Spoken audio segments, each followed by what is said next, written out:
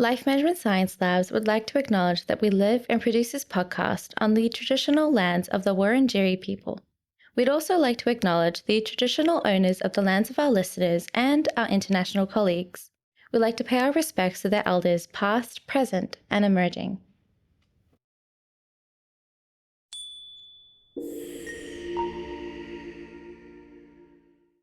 Hey everyone, and welcome to Raising Parents, the Parenting Science Insights podcast, produced by Ellen Massal, the Life Management Science Labs.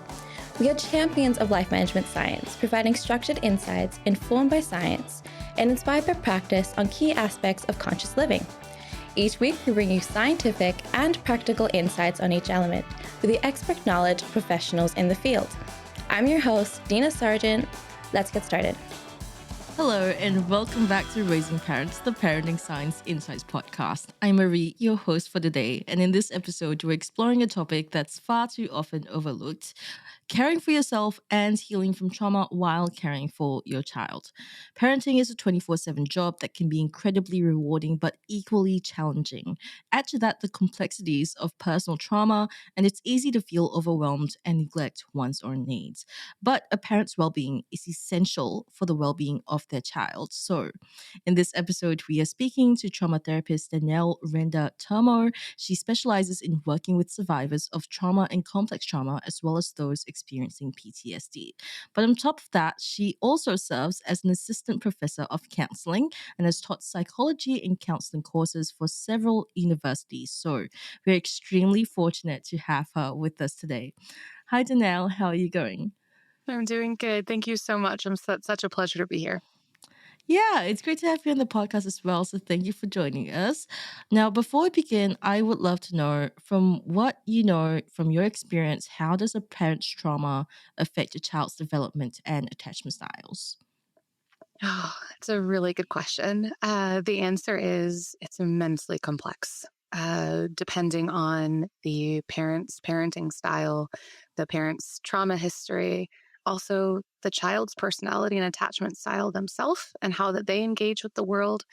So it is immensely complex, and I think we're going to break down a good bit of that in the podcast episode. But one thing I do want to name, which I think is really important answer to this question, is that those of us who've experienced trauma have a really powerful opportunity to change transgenerational trauma and the generational trauma patterns that have been going through our families and communities for generations. So I do want to name that there is a lot of hope in that. Yes, our trauma history can impact negatively the development and attachment child or styles of our children, but it also can do some really powerful, beautiful things too as we navigate our own journey.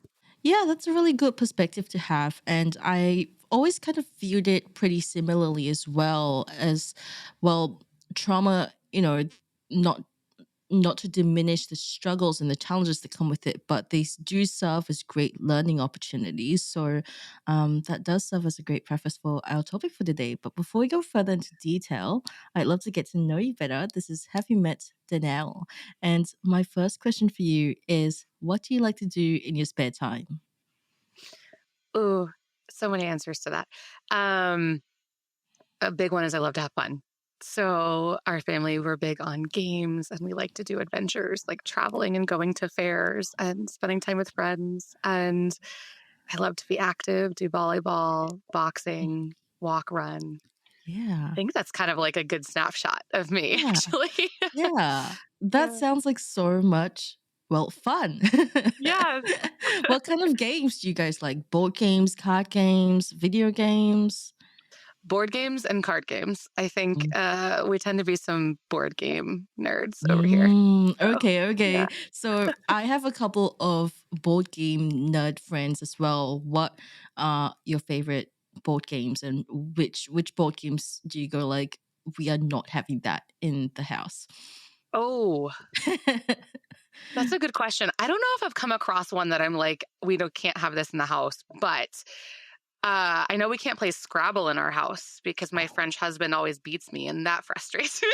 Ah. But we have it. We just don't play it often. Mhm. Yeah. But my some of my favorite of all time board games are probably Seven Wonders and Settlers of Mhm. Catan. They're just Mhm. really good and classic. So Yeah, I heard Catan takes a while to play. So what's the longest game session you've had?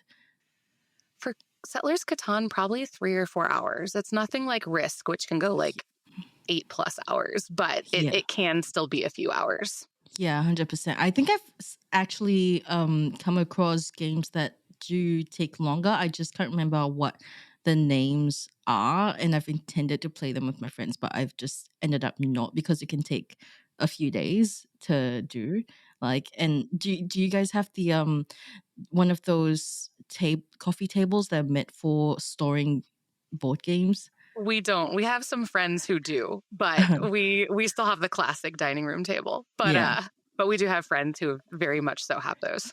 Yeah, yeah, those are really convenient, and that's kind of like a hallmark of like you're really not coming back from this. No. Right, right. Yeah. Right. Yeah. So apart from board games, you mentioned that you like to go hiking. Was it outdoor Yeah, activities so with the family? yes, hiking, paddleboarding, kayaking, running, walking. I love to box, play sports, all of those Mhm. things. And the Oh, that's Pacific really Northwest yeah, is gorgeous out here, so it's yeah. ample opportunity for outdoor adventures. Yeah, that's a really nice mix. I don't really do any of those. I've done like one like maybe one session of each and then I've just gone like I can't do this.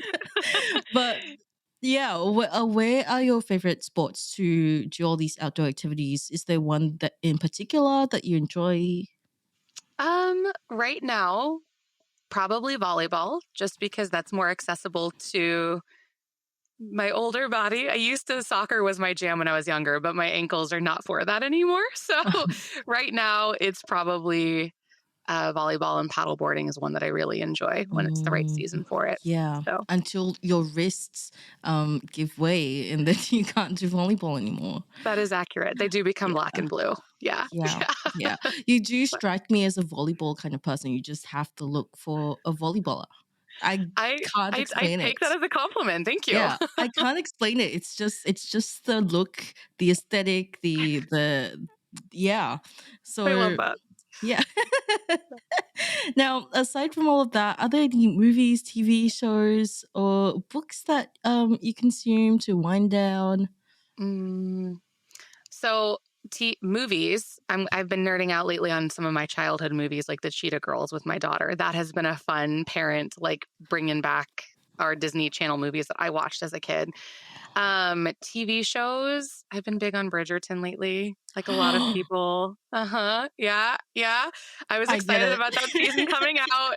I'm a little bit too close to the end because I watched too much of it. Stayed up way too late as a parent. You shouldn't do that, but I've done it. And then books.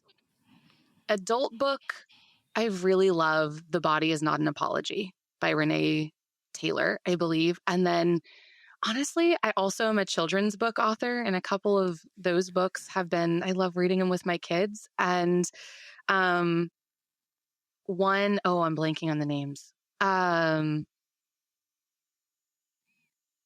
of course, now I'm blanking on the names of them. Um, let's see, a couple of them. Oh, She Persisted. That is an absolute classic. I love that one by Chelsea Clinton.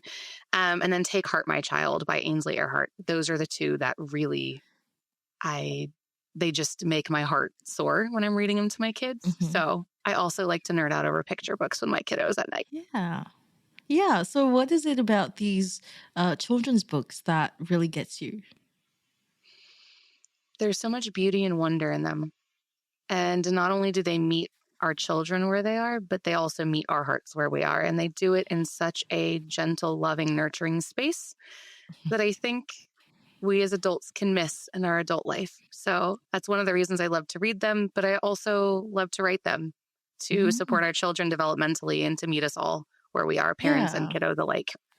Yeah. I think children's books are great too. Like, they are the earliest they are the earliest tools that we use to interact with literature, and they even invoke these morals and emotions in ways that we can understand as children, which Yeah. is surprisingly hard to do. Yes. Yeah. Yes. So Yeah. thank you for sharing those. And lastly, what would you say your definition of parenting is?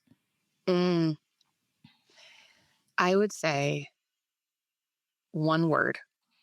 So bear with me for a second and then I'll expand a little bit. I would say parenting is a journey. And I think there's two important pillars to that. I think it is taking care of, loving, and caring for the needs of our children. So that's pillar one. But then pillar two is parenting ourselves, whether we have trauma histories or we just come from human families. All of us have parts of ourselves that still need parenting and caring for.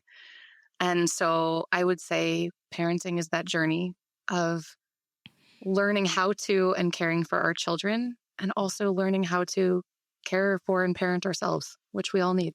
Yeah, that's beautifully said. So, what do you think expecting parents should be aware of in this transition to parenthood? Mm. First thing, you will never be fully prepared, and that's okay.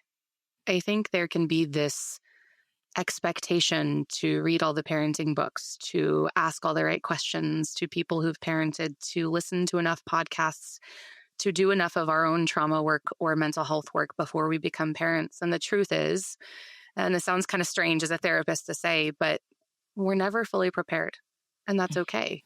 When we become parents, there are very literal shifts and changes that happen in both our emotions, but also in our body hormonally. And we experience memories and emotions that we can't fully prepare for until we're in them. And so it is really important for us to have this kindness and compassion with ourselves and to lean in with flexibility, knowing that we will not have all the answers. No parent ever does, even if they've been doing it for decades, and that's okay. So I would say that's the first thing. But then there's some other pieces that I always am really passionate about sharing with expectant parents, and that's be flexible. Know that it's a journey. There's lines and twists and turns. Also be curious with yourself and your partners, children. Just have this stance of curiosity, of learning, Mhm. um, and then self-compassion. Meet Yeah. yourself where you are every step of the way. Yeah, well, thank you for sharing all of those with us today. That actually is quite a good segue into our interview section. And for starters, I wanted to quickly circle back to what we discussed a little bit earlier on in the podcast, where you briefly mentioned about a variety of reasons that a parent's trauma affects the child's development and attachment styles. So, could you discuss this a bit further in detail? What are some of the factors that go into determining this? Yeah, so I think one of the reasons I kind of named it's complex is because the truth is, so many of us that have trauma histories, there's this fear of I'm going to mess up my child. It is there's a reason we're having this podcast, right? It's this inherent fear of am I going to make mistakes or am I going to reiterate the same trauma I went through? And so I like to name that it's complex. So some of the factors are what type of trauma we dealt with as a child, some of what were our parents or caregivers' caring style. What were the messages we learned about ourselves and how were we modeled to be caregivers ourselves? Also, there's the factor of our children. No child is the same.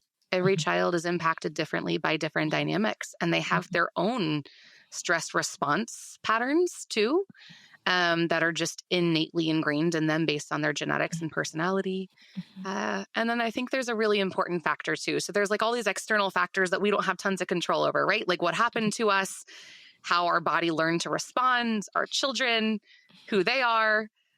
But there's also this important factor of what do we do about our trauma Mhm, and how do we care for ourselves? What type of healing mhm, journey do we go on?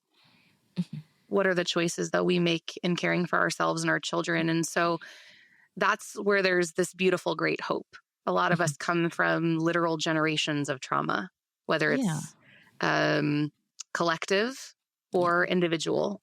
yeah, And yet there is a lot of choice that we have in caring for ourselves and our our mhm, children and navigating those patterns. yeah. And you have mentioned a few times that it is pretty common um for there to be intergenerational trauma and for trauma to be passed on through generations. So, how common is it? Is there like a quantifier out there? I don't think I can give statistics because, I mean, honestly, I feel like it's in more families, if not all families, than not. Because Yeah. when you break it down, you've got collective trauma. So you think Mhm, of subjugation, oppression. We even think of things like COVID-19 and how that's impacting families and nervous systems right now. mhm, Um, but then you also have individual traumas. So you have a lot of humans on the planet who have dealt with childhood trauma, sexual trauma, yeah. um, of intimate partner violence, Yeah. wars, famine, lower socioeconomic status, and poverty, all sorts of types of trauma. And so you have families of humans who come together who carry that in their bodies and Yeah. whose generations before them also passed down some of that genetically, which we're starting to understand trauma can actually be passed down within our bodies genetically from the generations before. So I feel like I can't quantify it just because it's a part of the normal human Mhm. experience, which sounds really sad, Yeah, but for also sure. is. Yeah, Um, there's also cases where someone hasn't realized their trauma, yes. so those have to be kind of taken into account. But if they don't Yes. realize the trauma, you can't possibly know. I mean, the truth is, a lot of people think of trauma and we think of typical, we think of veterans, sexual, Mhm. physical violence, childhood abuse or neglect. We think of intimate partner violence, but there's so much more. Yeah, There's a really important umbrella of attachment trauma, yeah, which is a lot of us as children had, whether it was bullying or parents who weren't able to provide us with our emotional needs mhm. for one reason or the other. There's a lot of attachment trauma that a lot of us carry in our bodies. Yeah. So, what kind of challenges arise when there's a friction between a parent's trauma and a child's needs, personality, attachment style, etc.? I would say what can tend to happen is you can have both the parent and the child have stress responses that can come up. So, um, when our nervous system gets overwhelmed or scared or threatened, whether it's from a bear or something emotional that feels threatening, we have these stress responses that can happen. And you and a lot of us have heard of this: fight, flight, freeze, fawn, right? These typical responses that can come up when we're afraid or feeling threatened. But what can happen is we'll see this in our children a lot, whether our children are yelling at us, which is the fight response, or freeze when they're just kind of like panicking and frozen, or flee where they're running away, running to their room, running away from us, wanting them to chase them. But as parents, we can have that too. And a lot of us that have dealt with trauma, it can happen and we don't even realize it's coming up, whether we Mhm, raise our voice at our children really quickly mhm, or we start to fawn and go, fine, fine, fine. I'll let you watch TV because you're screaming at me. Whatever it is, those can happen. And they're not bad. They're actually really adaptive. It's how we survive the world. But when you have a parent and a child who are both in a stress response and the parent is not able to contain that, then you have disconnection yeah. and you can have unintentional words that are said or things that are not done when the child needs to know they're safe as they're feeling these really big feelings. Mhm. Yeah. Fun fact, I believe that my stress response is very much freeze, because anytime something stressful happens to me or something I perceive to be stressful, like spilling coffee on the floor, I just freeze. And my partner notices that I do this with like I didn't realize that it was a normal thing to freeze for like a Yeah. minute. Yes. But I do, Yes. and I look at it and I go like, oh no.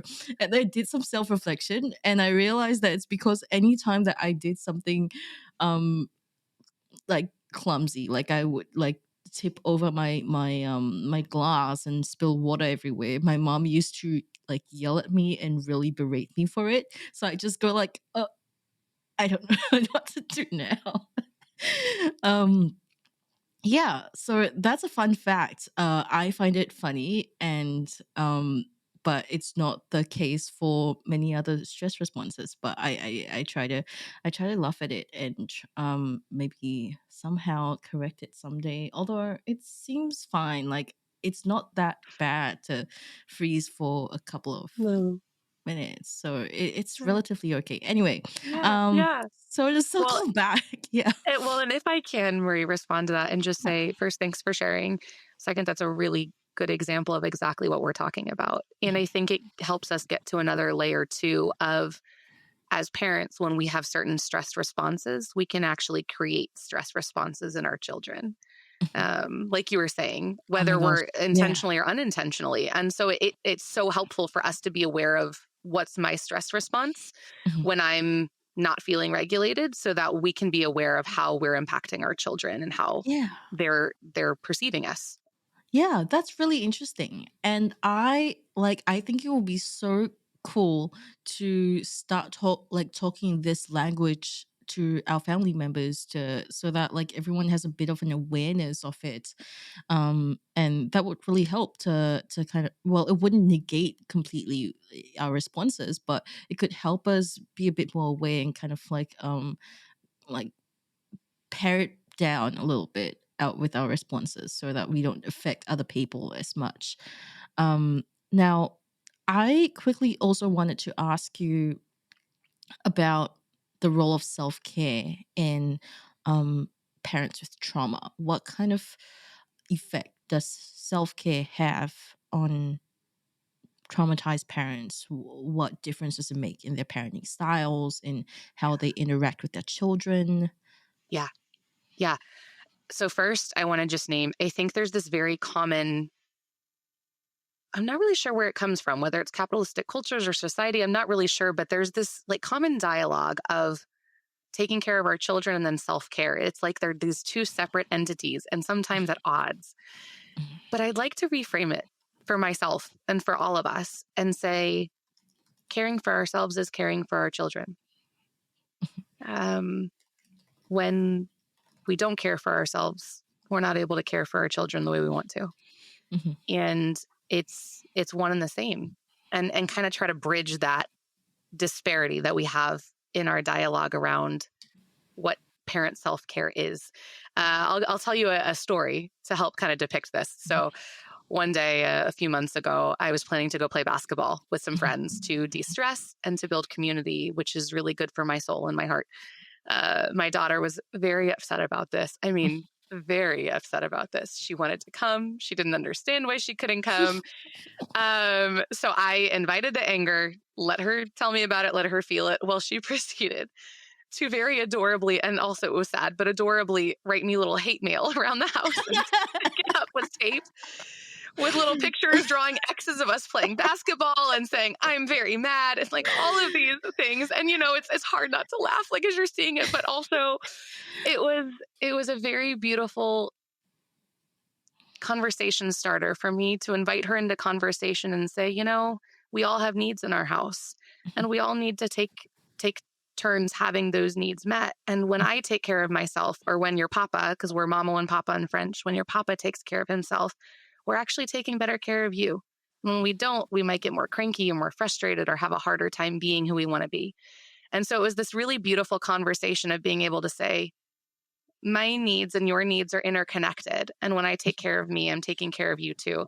And also, it was a beautiful affirmation as a parent for her to feel safe enough to give me hate mail. Yeah. So I was actually like, parent win, you Yeah. can give me hate mail and feel safe to do it. Yeah.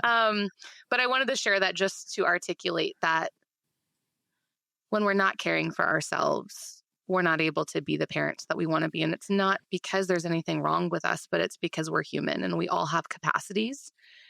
And when we're parents, even without trauma histories, we can reach our capacity.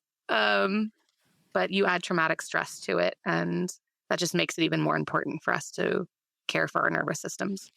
Yeah, that's a really good way of putting it. And I reckon that it's actually a sign of accomplishment, a huge sign of accomplishment to have your child act this much over not being able to spend time with you. That's something that I think a lot of parents have the opposite issue with. Yeah, yeah. Um, Thank you. I so took it as a win. It was an adorably hilarious win, but yeah. that hate mail was a win. I took it. I Yeah. love that. I would love to get hate mail as a parent. I think that would be so funny. Um, I like literally took some pictures of it to save it for later because I was like, this is just too cute. Yeah. Yeah. I love that. Now, whenever whenever a parent takes time off, there can be feelings of guilt and selfishness that come along with it. Even after trying to reframe it, it's going to take a while to get there. So, what advice do you have for managing these emotions? I would say first, so there's two kind of components that come with this. One is like the parent guilt. That parent guilt is this own beast of its own. We can hold it. It can feel so powerful, and it leads us to these feelings of failure so quickly. And so just being able to name that universal experience, I think, can be helpful. But also giving ourselves permission to be human, um, because we all are. And if we do not allow ourselves to be human or think that being a perfect parent is attainable, Mhm, mhm, that guilt is going to feel overwhelming because it's not. mhm. We cannot. I'm Yeah, I'm a trauma therapist and I will not be a mhm, perfect parent. yeah, It's hard to mhm, say out loud. I'd love to be yeah, superhuman, yeah. but I can't. Mhm, Um, then there's a second piece to it. If we have a trauma history, most of us deal with feelings of guilt or worthlessness, and that's actually traumatic stress. mhm, So if we can identify that when it comes up mhm, as, oh, this actually isn't informing me about how I'm doing as a parent, it's mhm, actually just my body's response to some really hard things that I've dealt with in my life and not wanting my children to go through mhm. that, then that naming it can kind of take some of that, I don't want to say power, but some of that pain or feelings of helplessness away Yeah, and help us. yeah. And um, how much of that do you think is due to habits of comparing to other parents and like the mentality of the grass is greener on the other side, like somebody else is doing a way better job. um yeah. Oh, that's definitely it's definitely a contributing factor. I don't know how much. I definitely think it Mhm, depends on the person and how much they do that or struggle with that. But when you add how accessible others' parenting lives feels at our mhm, fingertips with social media and things mhm. always seeming to be beautiful and positive when they're not, Yeah. that definitely does not help this internal shame and Mhm, narrative that we're not doing enough that can come in. mhm. Do you have any advice for managing that? Remember that every single human is a human. That so sounds so silly, but I'm a trauma therapist who will tell you right now, I'm not a perfect parent and I never will be. And I've been through decades of education around how to be a good parent. Mhm, And so if you have people out there who have years and years of training and resources who also are not going to be perfect, just remembering that nobody is. These pictures that we see are, mhm, they're beautiful stories and moments, but they're moments. Every single mhm. parent has an entire journey of moments, right? Yeah. Like we talked about parenting as a journey. And so um, remembering that those journey comes with ups and downs. It's never Yeah. a linear, perfect picture. Yeah, 100%. And that extends to every other part of life as well. Like you'll never be perfect 100% in every single avenue. You can try if you're a perfectionist, but you know, you're unique in your own way, and there's no way to say like you like someone else is better than you because you have your own unique experiences. But when would you advise parents to seek professional help for their trauma? So I'm of the mindset, honestly, that we all could benefit from a therapist, which is a veer away from the pathologizing stance of therapy is like something's wrong with us. I think we all deserve a space where we can be seen, heard, valued, and have someone who unconditionally supports us. But so taking that as a caveat of like we all deserve it. Um, when we're in our parenting journey, like I said, we can be really surprised by what can come up. And if we find ourselves in a space where we're like, okay, I feel like I'm floundering, I feel like the resources I have don't feel like it's enough, or the resources I have access to, whether that's friends, family, partners, podcasts, books, like it's okay at that point to go, I'd love a space with somebody who has expertise in this, who can help me break down what's happening inside that I can't really make sense of. And obviously, you can seek support before then. But if you're somebody who's like, I just don't know if I want to, then it's okay to seek out other resources first. Um, but therapy can be a really, really powerful space to to unpack some of those things and to start processing things that we honestly don't even know can be stored in our mind and in our body. Um, yeah. Yeah, and a lot of mental health professionals will also, not speaking from personal experience or anything, but they will recommend that self-care habits or activities are practiced alongside therapy. So what are some habits that will be particularly effective for traumatized parents? And we'll flesh this out later on, even further, but just briefly, what are some that you can think of? Yes. One is somatic work. So a lot of people, when we think about trauma, we think about the memories and what happens in our mind, but trauma is stored in our bodies. So movement, breath work, being able to literally do somatic work to move things out of our bodies. There's a reason I love boxing. Like it's really releases a lot of stress hormones for me. So movement. Another one is mindfulness practices or yoga or breath work, things that can help our body feel safe and just take a break for a minute. Community, connection. We really, really, I like to think about children are raised by a village, but parents also need a village to be Mhm. raised by. Like we need village to raise us too. And so connecting with other people and meaningful connection. Um, and there's a lot of other things I can Yeah. say, but those are some core that I would start with. Yeah. With community and connection, that really reminds me that that's why joining the PTA can be so helpful for full-time mothers as well, because most of the time full-time moms are alone at home or taking care of the kids. It's half alone doing housework and half taking care of the kids. And having that community of people who do something similar to you can be really, really helpful also to know what's going on at the schools. So that's an idea. That's an example of having that community.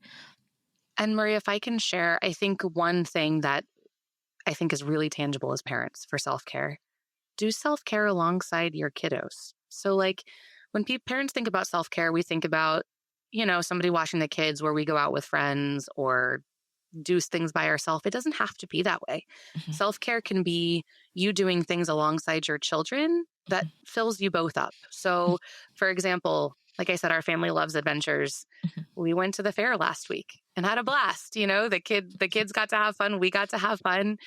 Um, Finding families that they have kids so your kids can play and you have parents that you can connect with too. So we can build self-care into our everyday. It doesn't have to be an either or. Us or our mhm. kids. We can find ways to make it both, which is a lot more sustainable in the long run. Yeah, for sure. I'm just imagining I'm just imagining my imaginary family where I am like, okay, we can do this and we can practice self-care, but you have to keep quiet the Yeah, whole yeah, time. yeah. Just- That's a lot harder, right? yeah. I actually, with my daughter, we've done like breath work stuff together. Or we'll take moments where we'll both sit there for 30 seconds and check in with our body and go, what does our body need right now? And then we'll share it with each other of like, oh, I'm thirsty or I need a hug. And we can literally do those things together. And it's really powerful, both for us as individuals, but also the parent child relationship when you can do the self care stuff together too. Right, right. I really like if I ever have a kid, I really hope I don't get that kind of kid that will go like, "Oh, what does my body need right now? 5 hours of screen time," because that Oh, would. oh, they will. They absolutely will. And then you can go, well, and our bodies need things in moderation. And neurobiologically, it's actually not great to watch TV all the time. My poor daughter hears it from me way too often, actually. But like, she'll be like, I think I would like to watch several movies. I'm like, you might think you would like that, but it's actually not very good for your body. So you're definitely gonna get it.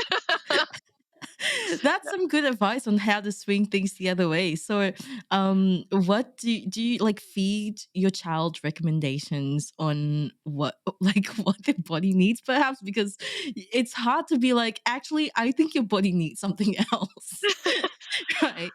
Yeah, I it's just this ongoing conversation, or they're like, Yeah. oh, I think I would like some candy right now, and then we can say, yeah, sometimes our brain thinks we need things that actually aren't very good for us in that moment. Like you had an ice cream earlier today, right? Like that was your sugar intake for the day, whatever, however you want to phrase it. But um having those conversations and our kids, they can handle those conversations about our body and our emotions. And a lot of us shy away from them because we think they can't. But if we have developmentally appropriate conversations, like it's amazing what my daughter can comprehend when I say sometimes our body thinks we need something, but it's actually just a want. That's not very good for us. So we can help guide our body into understanding what's needed and what's a want. Yeah, that's really interesting. So, how would you advise parents on having these developmentally appropriate conversations? What how would they evaluate and figure out what's the best way to deliver something? I would say age is really important. So, like, I have kiddos under the age of 6 in my house. So, how I'm talk with them is going to be very different than how I would talk to a 10-year-old, for example, around the same thing. So, it's really important to meet a child where they are developmentally. Um, Now, if we're talking about, things like sugar and TV, that's very different than having conversations around things like how we're feeling in that moment as parents. So, like trauma or traumatic stress coming up. Yeah. Um, and so developmentally appropriate is what thinking about their language. What's the language they use? Now we can give some big words, but as a trauma therapist, it'd be really easy for me to go, well, daughter, neurobiologically speaking, this and this and this is happening in your brain when you're watching TV. That's not gonna work, right? But instead, I can say things like, well, actually, when we watch too much TV, it can impact us. Like, remember the other day when you watched a lot of TV and then you were feeling really irritable afterwards and you were feeling really bored and that was really hard? That actually can be because your brain got more bored because you spent so much time watching TV. So, like, having conversations, bringing their language in and helping them understand. Um, Now, circling to the trauma piece, Yeah. if that's helpful. Yeah. Um, when we as parents have traumatic stress that comes up, when we have our own trauma history, and we will have traumatic stress that comes up, um, being able to have conversations that our children can understand, but that also doesn't traumatize them or put our hardships on them. Mhm. So, um, having general conversations, talking about our feelings Mhm. and what's happening inside versus necessarily giving specifics. So, for example, if I'm a survivor of complex trauma myself, so if I'm having traumatic stress come up one day, I might say something like, "Hey, I'm feeling cranky today, but I want you to know it's nothing you did. I just have some stuff going on in my mind that's making me feel a little bit more cranky today." Or even if a specific situation brings up traumatic stress instead of telling my child the conversation or whatever it was that was triggering to me, I Mhm. can say, hey, I'm feeling a little bit sad right now. So I might Mhm. be a little more quiet. And my daughter might say, well, why? Well, somebody just said something or did something that was really hurtful, but I'm okay. I'm just feeling sad. And it's okay that I'm feeling sad. I just need to go through my feelings. Mhm. So those are a few examples of ways that we can meet our children where they are and let them Yeah. know where we are, Yeah. in ways that they don't have to carry it, but they also aren't wondering, why Mhm. is my caregiver feeling more detached or Yeah. distracted today Yeah. than Or usual? left thinking that it's their fault or it's something that they Yes. did, which Yes. would not go well, especially if it's done over and over again over like a long period of time. Then it leads to like an attachment style where they're like, oh my god, is it my fault? Anxiety. Yes. Um, Yes. There's so much power in that communication style. So, like, for example, a few days ago, my daughter was like, did I do something that you're mad about? Or are you just feeling cranky? And I was like, yes. oh, And I was yeah. able to go, I'm just feeling really cranky. I'm sorry. Like, this has nothing to do with you.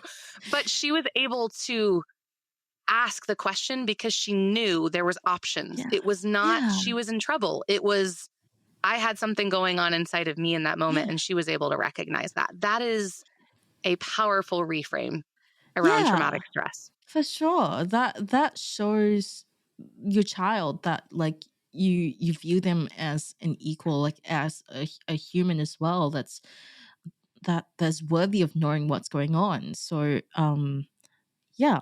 So emotion regulation is also something that a lot of us struggle with probably throughout our entire lifetimes, and it's something that we do have to establish with our children um early on. So, what can parents do to support their children in developing emotion regulation skills? Especially when they themselves are still trying to figure it out. Yeah, yeah, yeah, yeah. So I'm going to piggyback on that part first and say, do it together, right? Oh. That humanness, that human connection together. So, one of the things you can do is starting from a young age, we can have conversations about emotions, whether, like I said, we're talking about our own emotions or asking our child how they felt about their day, but we can also do it in like game forms. So, something our family likes to do is high, low, grateful for, struggling with.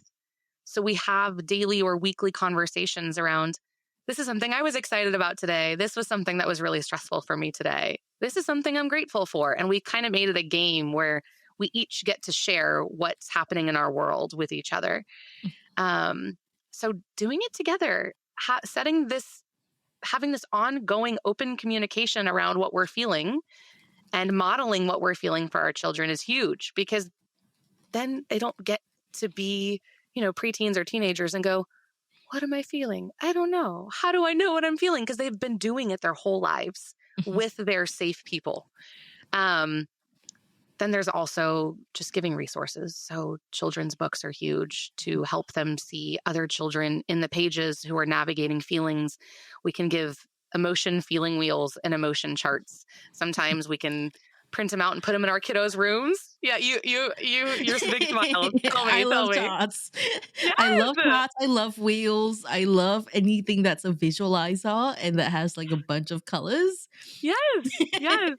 Yes, there's like magnets you can get for kids that are like, I'm feeling these Mhm. feelings, and there's feeling wheel pillows, Marie. Yeah. Like, Yeah. there's ways to have this in our life where it doesn't feel forced. It just is. Yeah. Um, and then I think a really, really big thing is, and I've named this, but that open dialogue, asking our children, not being afraid to ask the questions, both proactively, but also if we notice something's up with our kids, asking, having Mhm. the hard conversations, even if it's about us, even if Mhm. we're the ones who cause the hard feelings.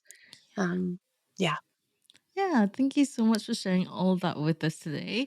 Now we'll move on to the practices and habits section. And what we want to cover here are some habits or activities that parents can practice that will support their healing while parenting journey. Yeah. So first, I know I keep mentioning this, but movement. And here's the thing. This is part of the challenge that comes in with that. All of our bodies have different abilities.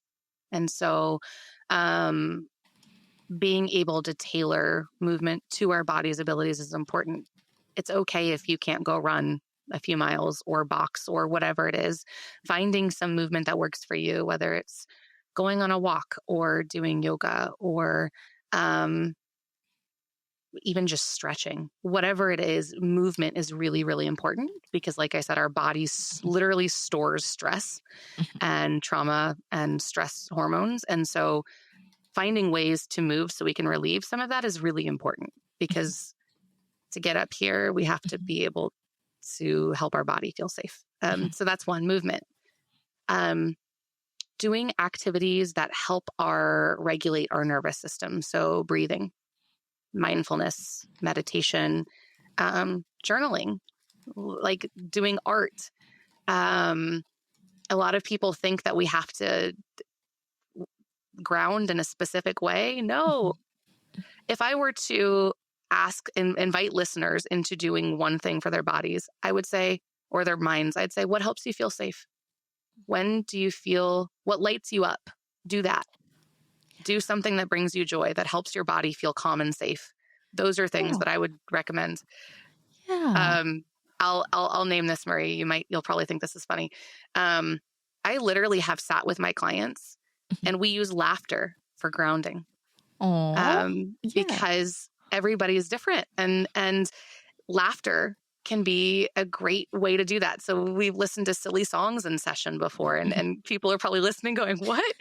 But truly what helps us feel safe and joy is grounding for our nervous system. So finding those things and doing them is huge, huge, huge, huge. Yeah, that honestly, it sounds like a really interesting exercise to do, and it's pretty subjective what what is funny or what incites laughter as well. So, what are some exercises that you tend to bring up with your clients? Um, so one is we'll sit there and talk about funny stories that happened in their life, and then we just really enhance the laughter that comes up.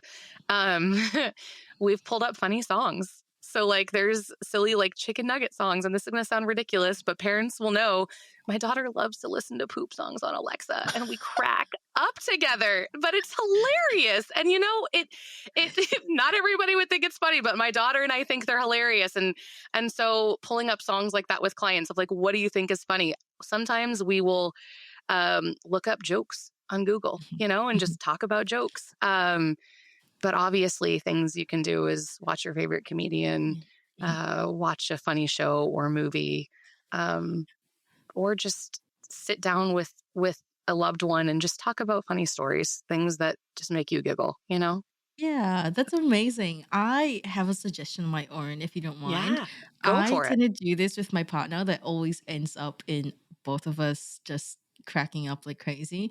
Um, and it's like musical improv where we just pick a random word. We use a random word generator and then we just start singing some kind of tune and we stick to it and we try to Oh make my up some God. kind of song and we I take love that so much. turns.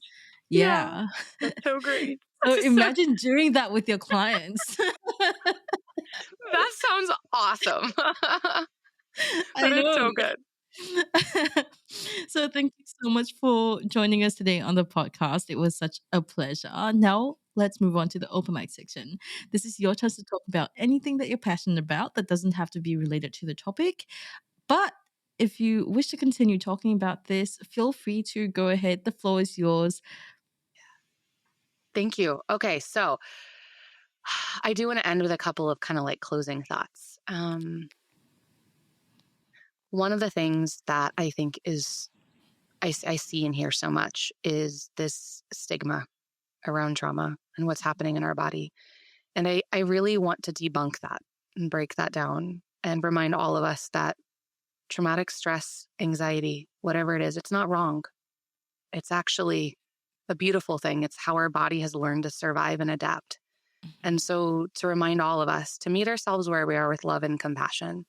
Um, our traumatic stress responses, triggers, they're not wrong. It's just how our body is trying to protect us. And so having that, I think, is something I really want to just name, so that we can all come to a space of compassion with ourselves versus this parent shame cycle, which we can get into. And also just kind of going back to a couple of things we were saying earlier of like, it's okay if you want to get some extra support.